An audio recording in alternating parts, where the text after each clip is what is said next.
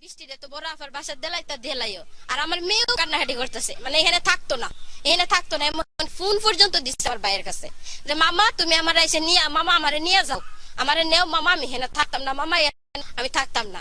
তখন এর আব্বাও দিচ্ছে, আমিও দিছি না, যে ফাইনাল পরীক্ষাটা দিবাক আমার মেয়ে। আমি বৃষ্টিকে চিনি, সে খুব ভালো ছিল এবং সে নম্র ও ভদ্র ছিল। তাকে খুন করা হয়েছে, যারা খুন করেছে তার বিচার চাই এবং তার ফাঁসি চাই। ছেলে তখন মনে করিনি কথাটা কয়ে আমি দূষিতে চাই না, এটা সবাই জানে। চরিত্রহীন মানুষের বা চরিত্র ভালো মানুষের সবাই চিনে, কিন্তু মেয়েটা সম্পর্কে সবাই জানে মেয়েটা যে ভালো। তেমন কোনো বয়স হয়েছে না বলে কোনো ছেলের সাথে প্রেম করবো বা ইয়া করবো বলে এই হিসাবে মারা যাবে এমন কোনো মেয়ে হয়েছে না। এমনি ছেলে শুনছি ফিনচি টিনচি হা বা ও হাতের মিজে নাম টাম লিখতে রাখে, এমনি কিছু চরিত্রহীন আছেন, কিন্তু মেয়ের সম্বন্ধে এমন চরিত্রহীন আমরা শুনছি না। এর আগে জেল হাইটেছে, গাঞ্জা ধরা হয়েছে। 9 নভেম্বর 2013 সকালবেলা মেয়েকে বাড়িতে একা রেখে বাবা মা চলে যান তাদের কর্মস্থলে। দুপুরবেলা প্রতিবেশীর মোবাইল ফোনের মাধ্যমে বৃষ্টি অজ্ঞান হয়ে পড়ে আছেন এই খবর পান তার বাবা। চিল্লা চিল্লি উঠে গেছি, আমি নমাজ আসলাম, নমাজ থেকে উঠে দৌড় দিছি, কি চিল্লা চিল্লি বাচ্চা পানি তুলে যাবেন গিয়া দেখি এখন বৃষ্টি, মানে ফেলাইলে আমরা তাড়াতাড়ি করতেছি, দৌড়ে উড়ে দেখছি গরম লাগে, তাড়াতাড়ি ডাক্তারখানা পাঠাইছে বোতানটা দিয়ে। তখন এরা হইতেছে ফাঁসি লেগে মরছে, ফাঁসি লেগে গামছাটাও ঝুলানো আছে। তখন কিতা কইতাম আমরা ফাঁসিত গিয়ে দেখছি তারা দেখাইছে এই যে এইরকম দেখাইছে, তাইলে এখানে যদি তার মাথাটা থাকে তাহলে সে কিভাবে মরে, কিভাবে মরে? এখানে টেবিল সবকিছু আছে, টেবিলের মধ্যে জগ গ্লাস মগ ভাতের বল, তারপরে তার আব্বু যে খাইয়ে গেছে এই যে প্লেট মিলেট সব রয়েছে, একটা কিচ্ছু লড়ছে না, তাহলে সে কিভাবে মরলো? আত্মহত্যা কিভাবে হইলো? আর আমার মেয়ে কি জন্য আত্মহত্যা লাগবো? আমরা তো তার জীবনে কোনো কষ্ট দিছি না। 2টার সময় বাড়ি থেকে রিং গেছে, বৃষ্টি মারা গেছে। কিভাবে মারা গেছে এটা তো আমি শিওর জানি না। আমি স্কুলে ছিলাম, আমি শাহজাহানপুর হাই স্কুলে ছিলাম। স্কুল থেকে তাড়াতাড়ি স্যারের কাছ থেকে ছুটি নিয়ে আসছে, কারণ প্রতিবেশী হিসেবে, তারপরে আমার কি কয় আঙ্কেলের মেয়ে, এই জন্য আমি তাড়াতাড়ি স্কুল থেকে ছুটি নিয়ে বাসায় চলে আসছি। 4টার দিকে এসে দেখি বৃষ্টি হাসপাতালে নেওয়া হয়েছে।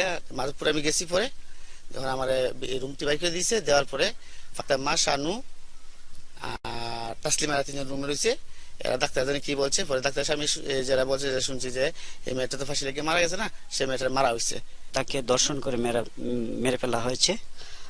এই ঘটনার সাথে যারা জড়িত বা প্রকৃত দোষী যারা, তাদেরকে আইনের আওতায় এনে তাদেরকে যেন উপযুক্ত বিচার করা হয়, সেটা আমরা চাই। মামলায় আরো উল্লেখ করা হয়েছে মেয়ের করুণ অবস্থা থেকে মা বাবা মানসিকভাবে ভেঙে পড়েন। এই সুযোগে বিবাদীগণ প্রভাবশালীদের সহায়তায় ময়নাতদন্ত ছাড়াই বৃষ্টির দাফন কাজ শেষ করা হয়। মানুষ আমরা টাকা পয়সা দিতে পারি না, আর এটার ওই যে উপজেলা ভাইস চেয়ারম্যান শ্রীরাম দাশগুপ্ত এটা শেল্টার দিয়ে রাখছে। আমরা মামলা করছি আপনার মানবাধিকার থেকে, ব্রাক থেকে গেছি আমরা কোর্টের থেকে। যখন মামলা এখান থেকে আমরা ওই যে কাগজ কি জানি এটা রেকর্ড নিয়ে আইছি, ম্যাজিস্ট্রেটের এখানে নিয়ে আইছি, আমরা যাইয়া থানা এটা আসছে কিনা জানতাম। আমরা আগে শ্রীরাম গিয়া বসে থাকে ওস্টিক আছে, আর শ্রীরামের চেম্বারে এই আসামিরা সবাই তাই। স্বাধীনতার বিপক্ষের শক্তির ইন্ধনে, যেহেতু স্বাধীনতার পক্ষের শক্তির লোক আমি, ওদের ইন্ধনে আমাকে রাজনীতির সামাজিক ভাবে হেয় করার জন্য পত্রপত্রিকা আমার বিভিন্ন ধরনের মিথ্যা তথ্য দিচ্ছে। আমি মিথ্যা তথ্যের সাথে কান দিচ্ছি না। অনেকে আমাকে বলছে প্রতিবাদ দেওয়ার জন্য, প্রতিবাদ দিতে গেলে অর্থনৈতিক ব্যাপার স্যাপার আছে, অতএব আমি প্রতিবাদ দেইনি। পরবর্তীতে শান্তর আত্মগোপন ও তার পরিবারের সদস্যদের রহস্যজনক আচরণে সন্দেহ, ফলে মেয়ের লাশের ময়নাতদন্ত ও শান্ত সহ 7 জনকে বিবাদী করার জন্য আদালতে আবেদন করেন হাজেরা খাতুন। আবেদনে মেয়েকে ধর্ষণের পর হত্যা করা হয়েছে উল্লেখ করা হয়। ভিকটিম শাহদিনা ইসলাম বৃষ্টির ময়নাতদন্তের সঠিক কারণ জন্য লাশটি ময়নাতদন্তের স্বার্থে ওঠানো হচ্ছে।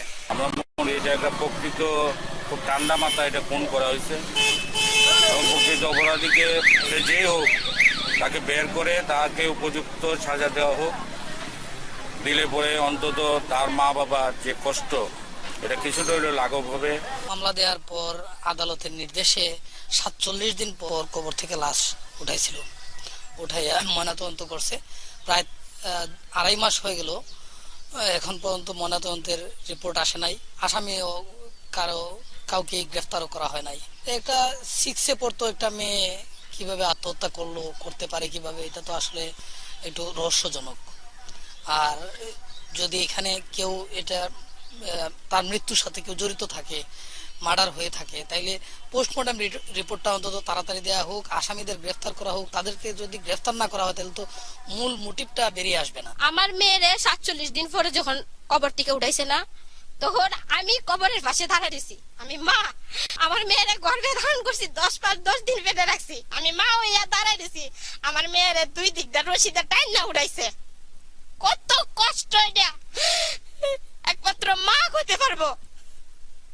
আমি চাই আমি এই আপনাদের মাধ্যমে, মিডিয়ার মাধ্যমে আমি প্রশাসনের কাছে এমন একটা দৃষ্টান্তমূলক বিচার চাই যে পৃথিবীতে কোনো দিন কোনো মা গুরুস্থানে গিয়ে না দাঁড়াইতে হয় যে তার মেয়ের লাশ আবার তুলে, কোনো দিন যাতে না দেখতে হয়। আর ওই ছোট ভাই যাতে কোনো দিন না হয় যে আমি আপ্পির কবরে গিয়ে ফুরিয়ে থাকবো, আমার আপ্পির কবরে নিয়ে তুই যাও। আইনজ্ঞদের মতে এজাহারে উল্লেখিত ঘটনার বর্ণনা অনুযায়ী মামলাটি 2000 সালের নারী ও শিশু নির্যাতন দমন আইনে রুজু করার কথা, কিন্তু মামলাটির এজাহার দণ্ডবিধির 302/211 ধারায় লিপিবদ্ধ করায় বিচার পাওয়া নিয়ে অনিশ্চয়তা দেখা দিয়েছে। আইনি ধারণা না থাকায় এই ভুলের কারণে বাদী ভবিষ্যতে আরো হয়রানির শিকার হতে পারেন বলে মনে করেন তারা। যেহেতু 302 হত্যা মামলাতে ময়নাতদন্তের প্রয়োজন আছে, পিএম রিপোর্টের প্রয়োজন আছে। আর্জির মধ্যে আপনার এই রেপ দর্শন বলা হয়েছে। যদি দর্শন থাকে তাহলে এটা আবার কেমিক্যাল অ্যানালাইসিসের প্রয়োজন, কেমিক্যাল টেস্টের প্রয়োজন আছে, ইভেন ডিএনএ টেস্টেরও প্রয়োজন হইতে পারে। অতএব সম্পূর্ণ নির্ভর করতেছে পুলিশ রিপোর্টের অপেক্ষায় এই মামলাটা থাকতে হবে। এই মামলাটার ভবিষ্যৎ নির্ভর করতেছে, আমি যতটুকু মনে করি, পুলিশ রিপোর্টের। এই মামলাটির নানা বিষয় নিয়ে কথা বলতে মাধবপুর থানায় গেলে কাউকে পাওয়া যায়নি। পরবর্তীতে পুলিশ সুপারের সাথে যোগাযোগ করলে তার অনুপস্থিতিতে সহকারী পুলিশ সুপার এভাবেই ক্যামেরার সামনে কথা বলেন। এটা সামনে আমরা দিতে পারি না, যেটা আইনে আমাদের ডিপার্টমেন্টাল আইনে নাই। আমি দেব কোন হিসেবে না, কেউ দিতে পারবে না। যদি কেউ দিয়ে থাকে না বুঝে দিচ্ছে, তারা বুঝে দিচ্ছে না, তারা আমাদের সার্কুলারই আছে। হ্যাঁ,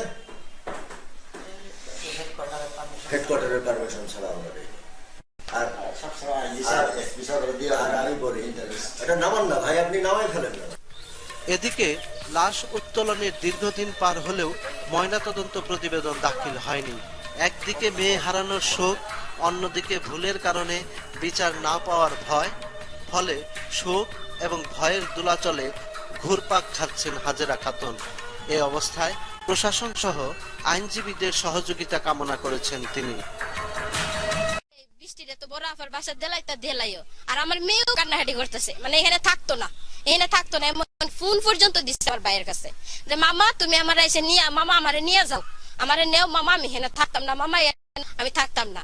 তখন এর আব্বাও দিচ্ছে, আমিও দিছি না যে ফাইনাল পরীক্ষাটা বাক আমার মেয়ে। আমি বৃষ্টিকে চিনি, সে খুব ভালো ছিল এবং সে নম্র ও ভদ্র ছিল। তাকে খুন করা হয়েছে, যারা খুন করেছে তার বিচার চাই। এবং প্রতিরোধের জন্য অত্যন্ত কঠোর আইন রয়েছে, মৃত্যুদণ্ডের বিধানও আছে, কিন্তু নারীর প্রতি সহিংসতা প্রতিরোধ হচ্ছে না। এর অন্যতম প্রধান কারণ আইনের যথাযথ প্রয়োগ নেই, ফলে অপরাধ বাড়ছে। তাই শুধু আইন নয়, তার প্রয়োগও অতি জরুরি। আমরা আশা করি শিউলির পরিবার ন্যায় বিচার পাবে এবং শাস্তির আওতায় আসবে অপরাধীরা। দর্শক, আমরা চলে এসেছি অনুষ্ঠান শেষ পর্যায়ে। যে কোনো ধরনের অপরাধ, অনিয়ম ও দুর্নীতির খবর জানিয়ে আমাদের চিঠি পাঠাতে পারেন। ঠিকানা: প্রযোজক দেশজুড়ে অপরাধ পরিক্রমা, 21 টেলিভিশন, জাহাঙ্গীর টাওয়ার, 10 কারওয়ান বাজার, ঢাকা 1215। এবং আমাদের সাথে টেলিফোনে যোগাযোগ করতে পারেন 81899101 থেকে 19 নম্বরে। এছাড়া 21 টেলিভিশনের যে কোনো অনুষ্ঠান সরাসরি দেখতে পাবেন facebook/21tvlive.com এই ওয়েবসাইটে।